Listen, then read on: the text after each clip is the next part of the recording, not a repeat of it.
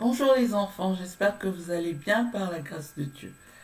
Alors, nous avons vu la semaine dernière avec Emmanuel que le Seigneur Jésus est l'exemple de la bonne attitude. C'est le Fils bien-aimé en qui Dieu a mis toute sa joie. Oui, le Seigneur Jésus nous montre l'exemple du parfait serviteur. Comment il nous montre cet exemple? Il s'est fait baptiser par Jean-Baptiste alors qu'il n'a pas besoin de le faire. Il n'avait pas besoin de le faire. Le Seigneur Jésus garde cette bonne attitude en ne péchant pas, c'est-à-dire en ne faisant aucun mal. Il a continué à obéir à son Père, à Dieu son Père, quand il a été tenté par Satan, le diable, dans le désert. Nous voyons encore là la perfection, non seulement la perfection du Seigneur Jésus, le fait qu'il est parfait, mais aussi le fait que le Seigneur Jésus a une humilité. Qu'est-ce que ça veut dire l'humilité? Ça veut dire que le Seigneur Jésus s'est fait petit alors qu'il est le roi des rois, alors qu'il est le Fils de Dieu qui est venu jusqu'à nous sur terre. Ce qui suit, c'est que Jean-Baptiste va être arrêté brutalement. C'est imprévu. Et cela va marquer la fin de la mission active de ce messager, comme dont vous a parlé Fanny dans la première vidéo sur Marc. Et donc, ce sera la fin de la mission active de ce messager, Jean-Baptiste, à ce moment-là. Et voilà que le désir de Jean-Baptiste de voir Jésus au centre plutôt que lui-même est maintenant accompli. Après son baptême, justement au bord du Jourdain, et après son passage au désert, Jésus retourne en Galilée. Alors la Galilée, les enfants, dans la Bible, on vous en parle et ça se trouve au nord de la Palestine. Je vais vous montrer sur une carte de la Bible, justement. J'espère que vous la voyez. Je vous la montre là, c'est marqué Galilée. J'espère que vous voyez. Voilà la ville de Galilée. Jésus retourne donc dans cette ville de Galilée et c'est là qu'il va commencer à donner son message. Quel est son message? Donc nous lisons dans la parole de Dieu, qui est la Bible, la Sainte Bible, dans l'évangile de Marc, dans le chapitre 1, verset 14, où Jésus dit « Les temps sont accomplis, le royaume, ou on peut dire aussi le règne de Dieu est proche. Repentez-vous ». Ça veut dire changer d'attitude et croyez à la bonne nouvelle. Le Seigneur Jésus, à ce moment-là, se déplace tout seul. Il annonce une nouvelle qui lui tient à cœur, en espérant que cette nouvelle qui tient à cœur va toucher d'autres cœurs. Et c'est la bonne nouvelle de Dieu. L'Esprit Saint, vous vous rappelez les enfants, ce que Emmanuel vous a dit la semaine dernière, que l'Esprit Saint, après son baptême, est descendu sur le Seigneur Jésus. Et donc maintenant, le Seigneur Jésus voudrait propager cette lumière comme le messager Jean-Baptiste. Le Seigneur Jésus nous invite aussi à la conversion, à changer nos pensées, à changer notre attitude, à changer de comportement, à changer ma manière de faire. Qu'est-ce que la conversion? C'est recevoir le Seigneur Jésus, c'est-à-dire se confier dans le Seigneur Jésus. C'est-à-dire encore ouvrir au Seigneur Jésus les portes de mon cœur, les portes de notre cœur. C'est-à-dire aussi ouvrir au Seigneur Jésus les portes de notre vie. Jésus-Christ a la puissance de nous sauver entièrement et de nous donner la vie éternelle. Ça veut dire vivre avec Dieu pour toujours. Vivre avec Dieu au ciel pour toujours. Même si l'on meurt, on vivra toujours avec Dieu. Si on a accepté le Seigneur Jésus dans notre cœur. Le Seigneur Jésus veut maintenant appeler d'autres personnes à marcher avec lui. C'est ainsi qu'un jour, il marche le long d'un lac en Galilée. Voilà, on poursuit et le Seigneur Jésus marche le long d'un lac en Galilée. Qu'est-ce qui se passe? Il voit Simon et André, son frère. Le Seigneur Jésus vient droit vers eux et là où ils travaillent. Qu'est-ce qu'ils font comme travail? Ce sont des pêcheurs. Ils attrapent des poissons. Le Seigneur Jésus leur dit, « Suivez-moi, je vous ferai des pêcheurs d'hommes. » Simon et André, ils savent que cet appel est très particulier. Cela veut dire, laissez votre travail, même si c'est quelque chose de bien. Même si c'est quelque chose de bien, laissez votre travail. Laissez votre maison. Arrêtez de pêcher des poissons. Laissez votre famille. Le Seigneur Jésus veut leur dire aussi, venez et apprenez tout sur moi, tout sur le Seigneur Jésus. Laissez-moi vous enseigner sur Dieu.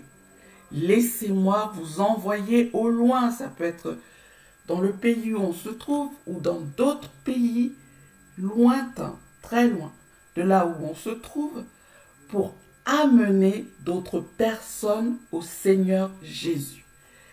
Comment Simon et André se sentent-ils à ce moment-là? Ils reconnaissent que c'est merveilleux d'être invités ou choisis de suivre Jésus. Je peux penser, qu'est-ce que je peux penser? Qu'est-ce que tu peux penser, toi, à ce moment-là? Tu peux penser, mais laisser le travail. Oh, où trouver l'argent? Où trouver l'argent à présent pour nourrir la famille? Simon et André, à ce moment-là, ne réfléchissent pas à toutes ces choses-là. Ils ne pensent pas à toutes ces choses-là à ce moment-là. Et la Bible dit même,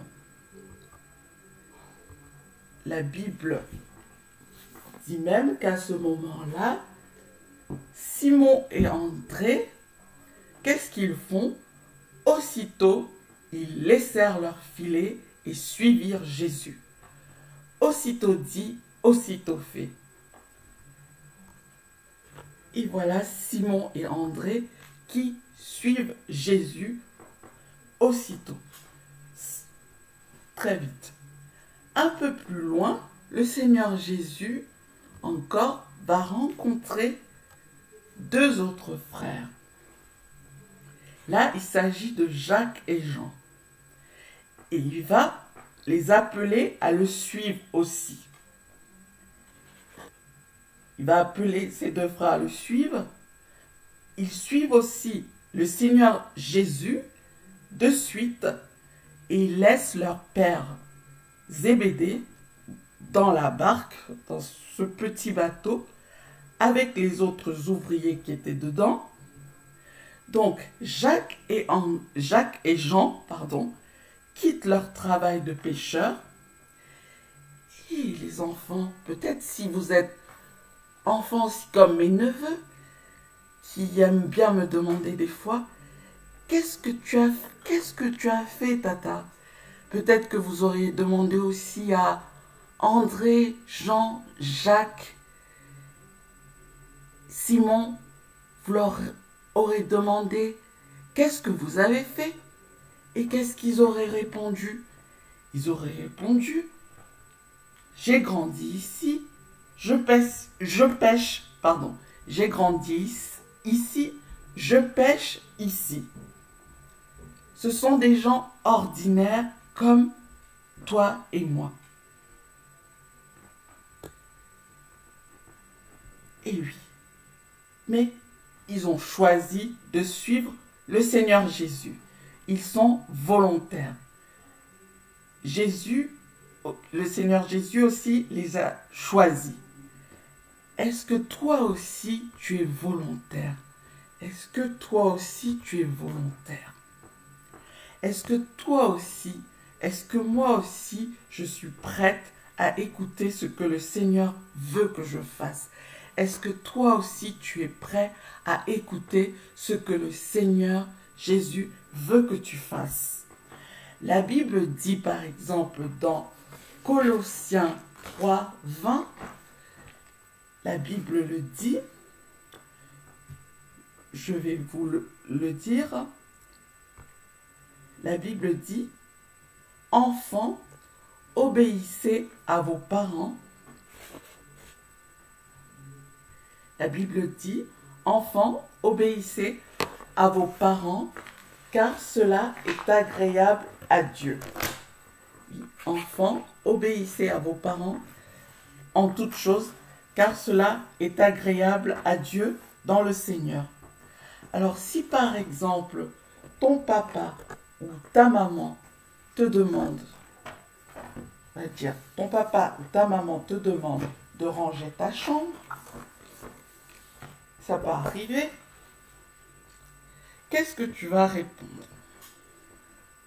Si tu te rappelles de ce verset, tu vas le faire d'un cœur joyeux, bien, sans poser de questions. Tu vas le faire bien, sans poser de questions, et tu ne grogneras pas. On peut le voir sur cette image, la petite fille qui est un peu triste quand on lui demande de faire quelque chose. Tu ne grogneras pas et tu le feras d'un cœur joyeux. Et voilà. Mais pourquoi c'est un privilège de suivre le Seigneur Jésus? Parce que le Seigneur Jésus, c'est un modèle parfait, dont Jacques, Jean, André et Simon vont suivre ce modèle parfait. Ils vont obéir au Seigneur Jésus. Ils vont obéir à ce modèle parfait. Ils sont donc appelés des disciples parce qu'ils vont suivre donc le Seigneur Jésus. Pour cela, ils ont laissé leur travail. Pour toi, cela ne voudra pas dire de quitter ta maison ou de quitter ton école, mais peut-être ce sera de laisser certaines croyances, ou certaines pensées aussi que tu peux avoir, et tu vas plutôt tout faire pour suivre, tu vas plutôt demander au Seigneur de t'aider à obéir à ce que sa parole enseigne, à ce que la Bible enseigne. Comme on le voit sur cette image, cette petite fille qui a la Bible ouverte, voilà, et qui lit pour savoir ce que la Bible enseigne et pouvoir mettre en pratique après ce que la Bible enseigne aussi. Peut-être que tu n'as pas encore répondu à l'appel de Jésus. Peut-être que tu n'as pas encore répondu à l'appel de Jésus. Sache que le Seigneur Jésus-Christ appelle toutes sortes de personnes. Tous les enfants de différents pays, de différentes parties du monde. Il te dit, suis-moi. Veux-tu lui répondre? Tu pourrais lui dire, oui Seigneur Jésus, Je sais que tu es mort à la croix pour... Je sais que tu es mort à la croix pour moi. Je sais que tu es revenu à la vie pour moi. Merci beaucoup. Pardon pour mes péchés, pour tout ce que je fais de mal, tout ce qui n'est pas dans ta volonté. Et fais de moi ton disciple. Fais de moi ton disciple, le Seigneur Jésus. Et oui, les enfants, le même Seigneur Jésus, dans l'histoire que vous venez d'entendre dans l'évangile de Marc, le même Seigneur Jésus, aujourd'hui, ne cesse de te dire, à ceux aussi qui le cherchent, venez, voyez et suivez-moi. Il nous invite à le suivre dans le chemin de Dieu. Alors, nous allons revoir, donc, quand le Seigneur Jésus t'appelle, suis-le tout de suite. Et nous allons revoir le verset d'aujourd'hui. Qu'est-ce qu'il est dit dans le verset d'aujourd'hui? Le verset d'aujourd'hui où il est dit, où Jésus leur dit, « Suivez-moi et je vous ferai pécheurs d'hommes. » Il se trouve dans l'évangile de Marc, chapitre 1, verset 17. Marc, chapitre 1, verset 17. On le relit encore une fois, les enfants. Jésus leur dit, « Suivez-moi et je vous ferai pécheurs d'hommes. » Marc, chapitre 1, verset 17. Alors, je vais juste chanter avec vous un petit chant que vous connaissez, que vous avez entendu aussi à la salle, dans la salle à l'église. Jésus m'aime et ça je le sais. Jésus m'aime et ça je le sais, la Bible me le dit. B-I-B-L-E, B-I-B-L-E, B-I-B-L-E, la Bible me le dit. Jésus m'aime et ça je le sais, la Bible me le dit. B-I-B-L-E, B-I-B-L-E, B-I-B-L-E, la Bible me le dit.